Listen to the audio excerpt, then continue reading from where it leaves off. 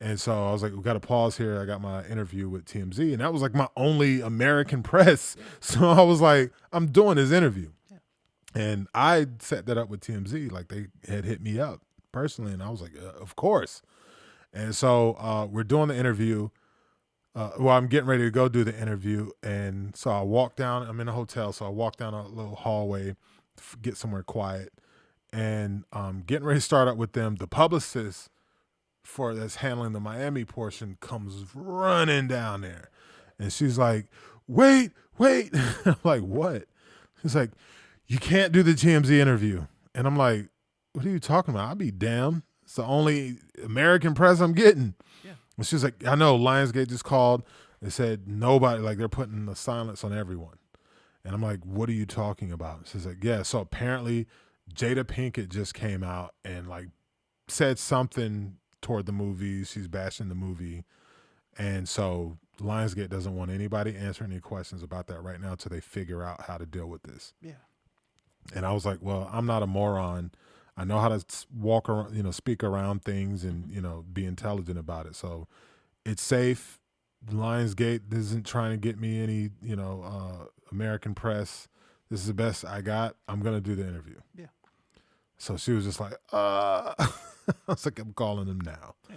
I said, but don't worry. I will not embarrass Lionsgate or put anybody in a bad position. I know how to deal with this stuff. Sure. And she couldn't stop me, so she was just like, okay. And they were cool. Like I said, that's why I got no problems with TMZ. I call him up, and Harvey and my man is standing there, and he's like, look, so just to be completely honest with you, this interview is about you, like we said, but, I mean, Jada just came out with what she came out with, so we have to ask you about it. Like, this just happened. Yeah. And it's huge. So it was like, but we wanted to let you know. We didn't want to just jump you with a gotcha question. Mm-hmm. We wanted to let you know you can answer it however you want or however short you want. And then when you're done, we'll just move on to talking to you about you and your role in Suge. Yeah. And I was like, cool. And so we get into the interview. And of course, they asked me, like, Jada just came out and said XYZ. And I didn't bash Jada. And, I didn't even really play into it. I just kind of walked around it and was like, Jada is a person who was one of the living people involved in that story, and who am I to tell her that her opinion on things don't matter? Like, that's her opinion, So moving on, and so I did that interview, and the publicist came back and was like, you did really good. Okay, everybody's cool. Like, all right, I was like, yeah. What were we expecting? Yeah. So, and at the same time, we got, rest his soul, John Singleton. He was one of the earlier directors before Carl, I believe, to be involved with this movie. And I think he would have done a phenomenal job. But there were just disagreements between him and the producers about some things that could be included or not included in this movie. That it's not my job to say who was right or wrong, but the point is the producers were in disagreement about some things, and John wanted it to be the way he wanted it to be. Yeah. And they refused to, whatever it was, they refused to go with it. So they ended up parting ways, and John was not happy about that, and he's John Singleton. Of course you wouldn't be happy about it. And I mean, the thought of him, what his version would have been, is still exciting, but sadly he's gone now. And, but he had Snowfall coming out, which I love. And he was, of course, our movie's coming. So the interviewers kept asking him, we got to ask you about the Tupac movie. And at first a little bit, he was kind of like, stomping on it. And then he backed off it. And it was just like, look, just y'all make your own opinion about it. And then 50 Cent, he came out with, he's the one that spread that whole iPhone or iPad in the movie, thing. It was like, well, no iPhones back then. You're like, who made this stuff like that? It was a Photoshop, so you go to the scene. There's no iPad or no iPhone in that, but, he had a vested interest. I'm not going to get all deep into it. But, he's got the show BMF. And LT had a BMF project long before that, that he was going to do. And, how do you take something from someone, well, you make it look like they're not the person you should go with. Yeah. You know, so he knew he had a vested interest in All Eyez on Me not performing like it was supposed to. You know, so he took his, I think at the time, 50, 60 million followers and released it onto them to go do the bidding. You know, so we had that we were contending with.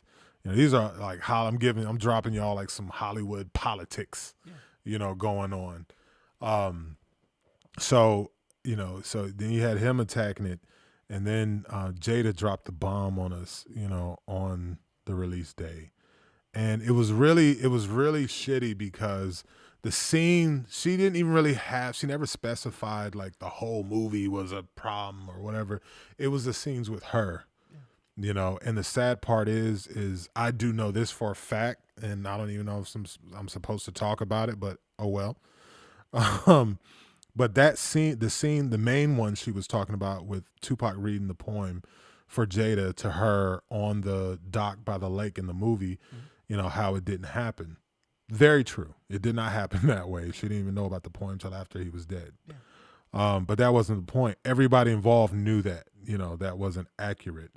But I remember them talking and saying about how that scene was not made for any fans. It wasn't made for the movie. It wasn't needed. Yeah. You know, it wasn't made for anybody but one audience member.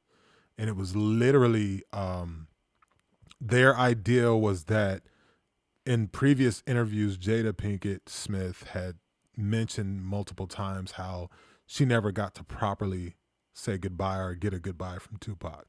So they thought it would be sweet and really cool to just put that goodbye in the movie. Yeah. That was literally just for Jada. And that ended up being what she used to bash the living shit out of our movie. Yeah. The problem was all these years, for 20-something years, all we've heard about is how much she loves Pac and how close they were. So she's synonymous with being one of the closest people to Tupac. So when she says, don't go see this movie and this is BS, a lot of people was like, the John Singleton thing was tough. Yeah. We got past that. The 50 Cent thing was, you know, it was like, come on, Fifth, you know. And I had just seen 50 too, like a few days before in New York. Because I went to Sofrito, and I was there he was performing. It's a crowd of 30,000 people at the Barclays Center. And I was there to give the audience a special, you know, like a 5-minute teaser of on All Eyez on Me. And so I had to wait for Fifth to finish performing. And then we walked by and we dapped up, you know what I mean? Like, it's all good, you know, and walk off. And then like 2 days later, he's like, oh, this movie, you know, I was like, damn it, man. But anyway, you know, Jada, you know, said what she said about that part. And it was sad, man, because again, back to Hollywood politics. I knew what it was. We all knew what it was. You know, she had Girls Trip coming out that same summer, but coming out in the time that those, you know, $40 to $60 million movies normally come out in when the box office is cooled off in August, September. And she had that movie coming. I think it was her first time starring in theaters again in over 10 years. She wanted it to be the #1 movie. There was only one contender that they had to worry about for that summer, which was All Eyez on Me. And she knew that. And, you know, the thing that really kind of hurt my heart about it was since I was a kid, you know, I remember constantly having to hear about her love for Pac, right? And my thing is, if you didn't like something, and that's your brother, you know, that's your boy, like we've all had to hear it for decades, right? And we believed it. But then you come out on his birthday, he finally, after 25 years, finally gets a biopic. Yeah. Big budget. It's dope. And they somehow magically get it released in the height of blockbuster season on his birthday. Mm-hmm. And you come out on his birthday and shit on his movie and encourage people not to go see it just so it wouldn't do the numbers it was supposed to do. They were projecting 600 to 800 million worldwide on that movie. And, you know, we really felt confident it was going to see that. And it started off on that path. once she did that, and the thing about it was, you know, even Code Black, you know, they were just like, they closed up shop. They were like, it's Jada Pinkett. Yeah. Like, we could beat a lot of people with naysaying, but when Jada Pinkett comes out and does it, has a whole different, we're not going to recover from that. So why spend more money to keep trying to push advertising? And so, and we're all going bonkers like, you know, do something, you know, let's fight this. Let's flood the market. Maybe, you know, let's quiet her up. You know, we shout louder than her. And they were like, nope.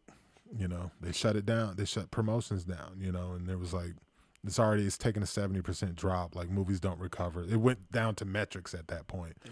You know, movies don't recover when it takes a 70% dip. And people were staunch, you know, Tupac fans was like, we ain't seeing it. You know, it's just, you know, this white folks, you know, just trying to do a money grab. And they're like, what? Y'all have no clue how many black folks is over this, how many black folks is in charge. You know, it's not only black folks, but it was like trying to be made to be something it wasn't, you know, and all these conspiracy theories and controversy. And Jada, I was so shocked because Jada actually, from my understanding, from what I heard, Jada actually reached out ahead of time because she was privy to that scene. And she reached out and congratulated Kat on how well of a performance she did portraying her. And then, but even if she hadn't seen it, even if that story's not true, right? They released that scene of Tupac reading it to Jada on the thing as a, you know, just a special teaser during the MTV Movie Awards that the whole world saw a month before the movie came out. Sure.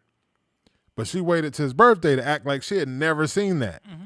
And I'm like, you mean to tell me, even if you didn't see it, nobody on your team or not, because once it released on MTV, then it went viral, you know, then all the websites put it on their pages and all, it was everywhere. So that scene that she was talking about had a problem with, everyone's seen it. Yeah. I know you saw it. But again, she had Girls Trip coming in August and she wanted to be number one, you know, but, you know, look at God. Tiffany Haddish was the one who blew up off of that. That broke Tiffany Haddish's career. You know what I mean? And so, you know, it was just real disappointing, and it really had me looking side-eye, you know, like, damn, Jada, like, you're in this business, man. You know, it's like 300 people worked on this movie. This is all of our careers. This is, you know, we need this win because if we take a loss, it hurts all of us. And we worked hard, and you know that. And she was in Ali. And that, their story, she played one of Ali's wives, and some of her story was altered. It's called creative license. She knows this. She's been in business a long time. Yeah, but human resources, man. But, you know, at the same time, you know, it's like, damn, man. Like, wow, you know. And not even about us. It was just like, I was just shocked. Like, it's Pac. It's his birthday. Yeah. It's his numbers. Yeah. You know, and it did what it was expected to do. Yeah. You know, with her coming out like that. And so, you know, I don't wish no ill will on Jada. And, you know, I'm not just sitting around, you know, throwing darts at a poster of Jada. But I was just like, man, you hurt a lot of people that didn't deserve it and had nothing to do with what you were trying to accomplish, you know. And so, you know, that was kind of shitty, but we moved on, you know. So, but it was still like,